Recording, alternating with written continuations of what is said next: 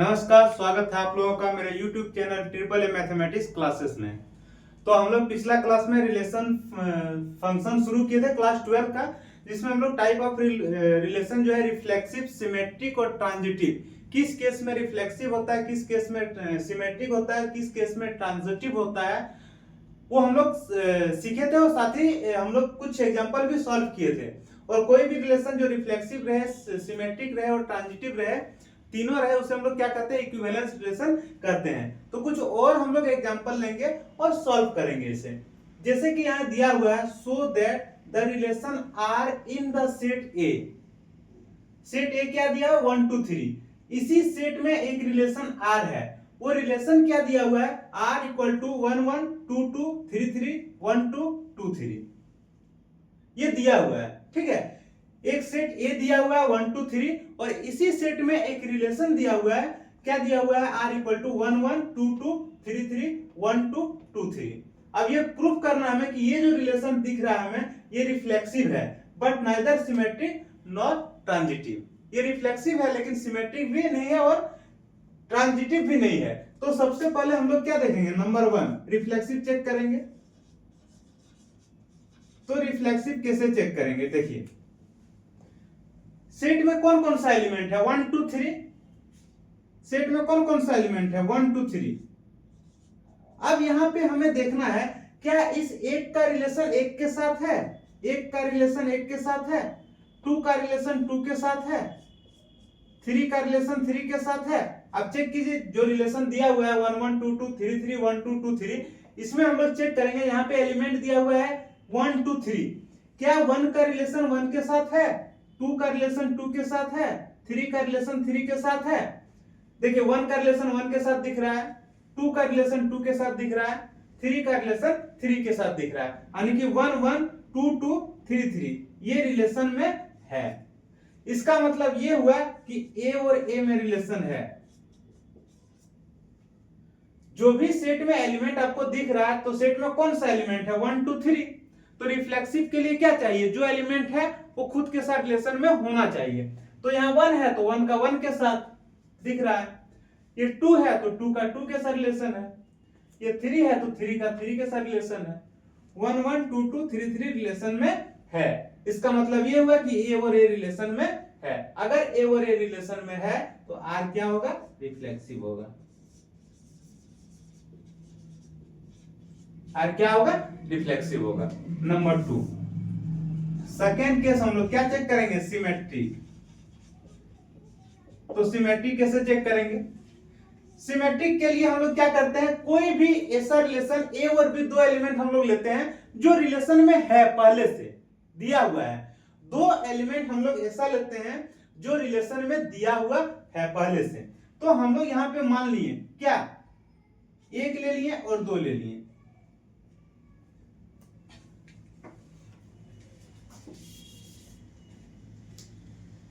A equal to 1 ले लिए और बी इक्वल टू 2 ले लिए। अब यहां पे क्यों लिए, एक और दो क्यों लिए, क्योंकि एक और दो रिलेशन दिया हुआ है, एक और दो रिलेशन दिया हुआ है। यहां पे दिया हुआ है एक और दो जो है वो रिलेशन में है, एक और दो रिलेशन में है। इसका मतलब कह सकते हैं कि ए और बी जो है वो रिलेशन में है। एक और दो रिलेशन में है, कहने का मतलब ए और बी रिलेशन में है। अब हम लोग क्या चेक करते हैं, क्या बी और ए भी रिलेशन में है। तो बी और ए, ये बी का वैल्यू क्या यहाँ पे क्या दिया 2 और ए क्या दिया हुआ 1, क्या 2 और 1 जो है रिलेशन में दिख रहा है कहीं पे। सिमेट्रिक के लिए हम लोग क्या करते हैं, दो ऐसा एलिमेंट लेते हैं जो रिलेशन में दिया हुआ है। तो यहाँ पे 1 और 2, 1 का रिलेशन 2 के साथ, यानी कि 1 2 रिलेशन में है। ए का वैल्यू 1 ले लिए, बी इक्वल टू 2 ले लिए। हम देख पा रहे हैं यहाँ पे कि 1 और 2 जो है वो रिलेशन में है। इसका मतलब ये हुआ कि ए और बी रिलेशन में है। अब हम लोग चेक करेंगे, क्या बी और ए भी रिलेशन में है, क्या 2 और 1 भी रिलेशन में है, कहीं पे दिख रहा है, यहां से वहां तक कहीं नहीं दिख रहा है। 2 और 1 रिलेशन में नहीं है, 2 और 1 रिलेशन में नहीं है। अगर 2 और 1 रिलेशन में नहीं है, इसका मतलब ये हुआ कि बी और ए रिलेशन में नहीं है। इन काट दिए, मतलब नहीं है। ठीक है, तो ए भी रिलेशन में है लेकिन बी और ए रिलेशन में है नहीं है। अगर नहीं है तो ये सिमेट्रिक होगा, नहीं होगा। हम लोग क्या लिखेंगे, आर इज नॉट सिमेट्रिक।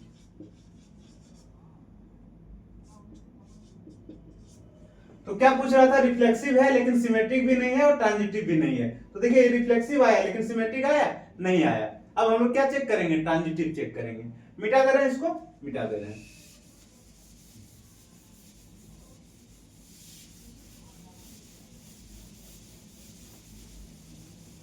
देखिए ट्रांजिटिव एक बार समझिए अच्छे से, ट्रांजिटिव कैसे हम लोग चेक करेंगे, ठीक है। ट्रांजिटिव चेक करने के लिए क्या कंडीशन था, कंडीशन था कि ए और बी रिलेशन में होना चाहिए, ए और बी रिलेशन में होना चाहिए, साथ ही साथ बी और सी रिलेशन में होना चाहिए। मतलब ए और बी रिलेशन में दिया हुआ है, ए का रिलेशन बी के साथ है और इसी बी का रिलेशन किसी तीसरे एलिमेंट सी के साथ है, ये दिया हुआ रहेगा। ए का रिलेशन बी के साथ, बी का रिलेशन सी के साथ। अब देखिए ए का रिलेशन बी के साथ, यहां पे हम लोग यहां पे देख पा रहे हैं 1 1 2 2 3 3, 1 2 और 2 3, यानी कि एक का रिलेशन 2 के साथ है और इसी 2 का रिलेशन 3 के साथ है। देख पा रहे हैं एक का रिलेशन 2 के साथ है, 1 is related to 2 and this 2 is also related to 3। ये एक जो है 2 के साथ रिलेटेड है और ये 2 जो है वो 3 के साथ रिलेटेड है ना। तो यहां पे हम लोग कर सकते हैं, a का वैल्यू 1 ले लिए, b इक्वल टू 2 ले लिए, c इक्वल टू 3 ले लिए। तो हम यहां पे देख पा रहे हैं कि 1 और 2 जो है वो रिलेशन में है, 1 और 2 रिलेशन में है, देख पा रहे हैं। साथ ही साथ देख पा रहे हैं 2 और 3 भी रिलेशन में है, 2 और 3 भी रिलेशन में है, ये तो दिया हुआ है। अब हमें क्या चेक करना पड़ेगा, ये पहले से दिया रहेगा आपको कि एक एलिमेंट दूसरे के साथ रिलेटेड होगा और दूसरा एलिमेंट तीसरे के साथ रिलेटेड होगा। ए का रिलेशन बी के साथ होगा और बी का रिलेशन सी के साथ होगा। अगर हम लोग ए का देखिए यहाँ पे 1 और 2 है और 2 3, यानी कि ए का वैल्यू 1 लिए, बी का वैल्यू 2 लिए, सी का वैल्यू 3 लिए। तो यहाँ पे देख पा रहे हैं कि एक का रिलेशन 2 के साथ है, फिर 2 का रिलेशन 3 के साथ है। अब ट्रांजिटिव के लिए हम लोग क्या चेक करते हैं, क्या ए का रिलेशन सी के साथ है, वही ना चेक करते हैं। क्या ए मतलब क्या 1, क्या 1 का रिलेशन 3 के साथ दिख रहा है आपको कहीं पे, ये जो रिलेशन दिख रहा है यहाँ पे, क्या एक का रिलेशन 3 के साथ कहीं नजर आ रहा है, नहीं आ रहा है। एक का रिलेशन 3 के साथ कहीं पे नहीं दिख रहा है। इसका मतलब ये हुआ कि ए और सी जो है रिलेशन में नहीं है। अगर ए और सी रिलेशन में नहीं है तो हम लोग कह सकते हैं कि आर इज नॉट ट्रांजिटिव, है ना। इजी, 1 और 2 रिलेशन में है, 2 और 3 रिलेशन में है, लेकिन 1 और 3 कहीं पे नहीं है, इसका मतलब ट्रांजिटिव नहीं है, सिंपल। ठीक है, लिखिए दूसरा क्वेश्चन लेंगे।